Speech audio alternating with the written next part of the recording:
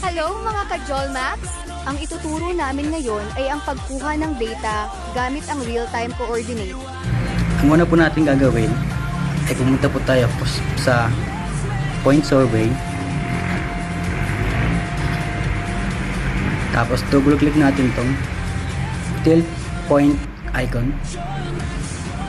At yan, pagkatapos lumabas itong message, i-shake natin itong toggle. At ayan, kapag na-activate na, pwede na tayong kumuha ng data. At ang gagawin lang natin is hanapin natin yung pupunan natin ng point, tapos i-click natin yung ready. Ayan. Tapos pagkatapos, pwede na tayong lumipat sa kabilang point na pagkukunan natin.